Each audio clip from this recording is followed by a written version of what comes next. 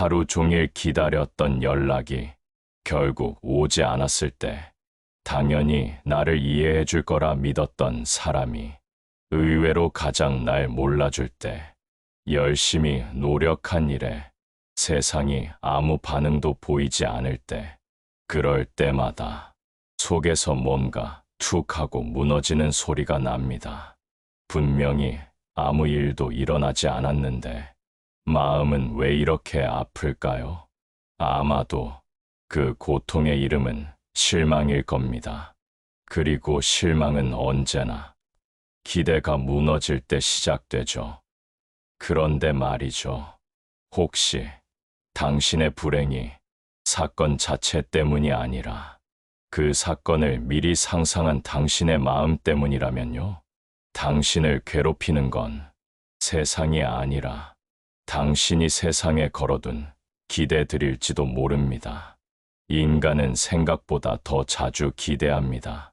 아주 사소한 것부터 인생을 바꿔놓을 만큼 큰 것까지, 그 사람이 나를 알아봐 주길, 내가 애쓴 만큼 결과가 돌아오길, 세상이 한 번쯤은 내 편이 되어 주길, 우리는 이런 소망들을 아무렇지 않게 품고 살아가죠. 그런데 문제는 이 기대들이 언제나 조용히 다가온다는 겁니다. 우리는 인식조차 하지 못한 채 어느 순간 당연하다는 듯 그 기대를 현실로 착각하기 시작합니다. 그리고 결국 그 기대가 충족되지 않을 때 우리 안에는 조용히 금이 가기 시작합니다. 실망, 분노, 무력감, 그 감정들이 스며드는 이유는 단 하나, 현실이 잔인해서가 아니라 내가 상상한 장면과 달랐기 때문입니다. 세네카는 이렇게 말했습니다. 불행은 단지 우리가 예상한 것과 현실이 다르기 때문에 생긴다. 우리는 자꾸 세상에게 묻습니다. 왜 이렇게 됐지? 왜 나만 이런 일이 생기지? 하지만 진짜 고통은 현실이 아닌 그 현실을 받아들이지 못하는 내 마음의 구조에서 나옵니다. 몸이 다친 게 아니라 기대가 부서진 마음이 아픈 겁니다.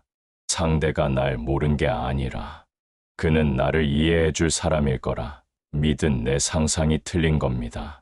그리고 우리는 그런 상상의 무너짐을 배신이라 부르고 상처라 부릅니다. 그러나 냉정하게 말하면 상대는 단 한 번도 내 기대를 약속한 적이 없었습니다. 약속은 내가 혼자 만들고 혼자 지키라고 강요한 것이죠. 불행의 씨앗은 대부분 우리가 현실을 미리 써놓고 그 각본대로 움직여주길 세상에 요구할 때 뿌려집니다. 기대가 많을수록 우리는 그만큼 자주 실망할 수밖에 없습니다. 왜냐하면 세상은 우리의 시나리오를 모른 채 움직이기 때문입니다. 불교에는 아주 오래된 진실이 하나 있습니다. 짧고 간단하지만 인생의 가장 깊은 통찰을 담고 있는 말이죠. 모든 것은 변한다. 이것이 바로 무상입니다. 이 세상의 모든 것은 잠시 머물 뿐 결코 멈춰 있지 않습니다. 좋은 일도 나쁜 일도, 사랑도 증오도, 심지어 지금 이 말을 듣고 있는 당신의 감정조차도, 사람은 울다가 웃고 사랑하다가 떠나고, 있던 것은 사라지고 없던 것은 갑자기 나타납니다. 삶은 그렇게 끊임없이 움직이고 순간순간 다른 얼굴을 하고 나타납니다. 그런데도 우리는 이 변화를 불편해합니다. 변하지 않기를 바랍니다. 행복한 순간은 영원하길 원하고 좋아하는 사람은 언제까지나 곁에 머물기를 바랍니다. 상황이 괜찮을 때는 그 괜찮음이 고정되어 주길 바랍니다. 그래서 우리는 무의식 중에 영원할 거야, 계속 이럴 거야 라는 허상을 만들죠. 하지만 삶은 그런 허상을 단 한 번도 지켜준 적이 없습니다. 모든 것은 변하고 변하지 않는 것은 없습니다. 그런데 인간은 자꾸 그 변화 위에 고정을 요구합니다. 그래서 괴로워지고, 그래서 실망하고, 그래서 무너지는 겁니다. 무상이란 말은 차가운 진리처럼 들릴 수 있지만 사실은 그 안에 커다란 자유가 숨어 있습니다. 지금 이 아픔도 언젠가는 지나간다. 이 외로움도, 이 기쁨도, 이 상황도 결국은 흘러간다. 그걸 안다는 건 집착을 조금 내려놓는다는 뜻이고 기대에 덜 흔들린다는 뜻이며 결국은 불행의 구조에서 한 발자국 벗어날 수 있다는 가능성입니다. 무상은 우리에게 말합니다. 세상은 바뀌고 사람은 떠나고 감정은 지나간다. 그러니 그 모든 것에 목을 매지 말라고, 그 대신 그 모든 순간을 더 깊이 음미하라고, 흘러가기 전에 더 진하게 살아보라고. 놀라운 사실 하나. 세네카와 부처, 이 둘은 서로 전혀 다른 문화와 시간 속에 살았던 인물들입니다. 하지만 그들이 말한 핵심 메시지를 들여다보면 마치 같은 산을 다른 길로 오른 것처럼 놀라울 정도로 유사한 정상에 도달합니다. 세네카는 말합니다. 미래를 예측하지 말라. 그 이유는 단순합니다. 우리가 미래를 예측하는 순간 그 예측은 기대가 되고 그 기대는 곧 실망의 씨앗이 되기 때문입니다. 그는 인간이 겪는 고통의 대부분이 미리 그려놓은 장면이 실제로 펼쳐지지 않을 때에 생긴다고 보았죠. 그리고 그런 마음의 습관이야말로 인간을 괴롭게 만드는 가장 큰 요인이라 말합니다. 부처 또한 비슷한 이야기를 합니다. 하지만 방식은 조금 다릅니다. 그는 세상의 모든 고통이 집착에서 비롯된다고 말하죠. 무언가를 꼭 가져야겠다는 마음, 이 관계는 절대 변하지 말아야 한다는 마음, 지금 이 행복이 계속되어야만 한다는 마음, 이런 쥐고 있는 마음이 무상한 세상과 충돌하며 괴로움을 낳는다는 겁니다. 두 사람의 언어는 다릅니다. 하나는 철학이고 하나는 수행입니다. 하지만 본질은 같습니다. 세상은 내가 바라는 대로 움직이지 않는다. 그러니 그 집착을 내려놓을 때 비로소 고통에서 벗어날 수 있다. 이것이 바로 서양의 이성과 동양의 직관이 서로 다른 길을 지나 같은 진리를 가리키는 지점입니다. 철학은 말하고 수행은 체험합니다. 세네카는 이성을 단련하라 말했고 부처는 마음을 훈련하라 했습니다. 그리고 그 둘 다 기대 없는 삶 속에서 진짜 자유가 시작된다고 이야기합니다. 이제 우리 아주 조용한 질문 하나를 던져봅시다. 당신은 오늘 무엇을 기대하고 있었나요? 누군가가 당신에게 먼저 연락하길 바랐나요? 회의가 순조롭게 끝나길, 길게 써 내려간 메일에 마음을 담아 답장이 오기를, 혹은 단지 누군가가 수고했어라는 말 한마디 건네주길 바랐던 건 아닌가요? 그리고 그 기대는 당신을 얼마나 지치게 했나요? 당신은 아무것도 하지 않았는데 괜히 하루가 허무하고 괜히 마음이 텅 빈 느낌이 들었다면 그건 아마도 세상이 아니라 기대에 지친 당신 자신 때문일지도 모릅니다. 이제는 연습이 필요합니다. 한 번에 바뀌지 않습니다. 그러니까 작은 연습부터 시작하는 겁니다. 아무 말도 하기 전에 잠시 침묵해보는 연습. 마음이 흔들릴 때 그 흔들림을 조용히 바라보는 연습. 무언가를 붙잡고 싶은 충동이 들 때 그 욕구를 그냥 흘려보내는 연습. 이것은 회피가 아닙니다. 이것은 도망치는 것도 아닙니다. 오히려 이건 현실과 화해하는 가장 용기 있는 방식입니다. 기대하지 않는다고 해서 사랑하지 않는 건 아닙니다. 기대하지 않는다고 해서 노력하지 않는 것도 아닙니다. 다만 이제는 결과로 나를 판단하지 않겠다는 선언, 내가 그린 그림이 틀어지더라도 괜찮다는 용기, 그리고 무엇보다 그 순간 그대로를 살아보겠다는 태도입니다. 그렇게 하루하루 기대의 무게를 조금씩 내려놓다 보면 당신은 알게 될 겁니다.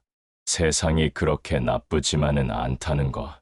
아무것도 기대하지 않았을 때 오히려 뜻밖의 선물처럼 다가오는 일들이 얼마나 많은지를 세네카는 말합니다. 우리가 통제할 수 없는 것에 집착하는 순간 우리는 노예가 된다. 이 말은 단순한 문장이 아닙니다. 우리 삶의 고통을 파고드는 날카로운 진단이자 그 고통에서 벗어나는 유일한 해방선언입니다. 생각해 봅시다. 우리가 하루에 몇 번이나 내가 어쩔 수 없는 일에 감정을 쏟아붓는지, 날씨가 흐려졌다고 괜히 우울해지고, 누군가 말 한마디 건넨 태도에 온종일 마음이 휘청이고, 예상했던 결과가 어긋났다고 자책하며 잠 못 이루는 밤들.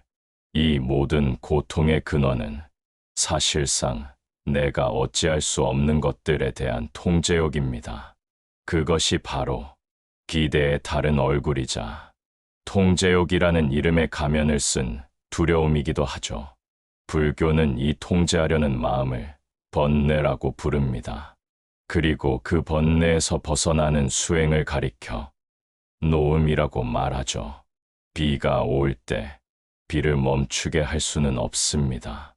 하지만 비를 맞으면서도 평온을 유지하는 법은 배울 수 있습니다.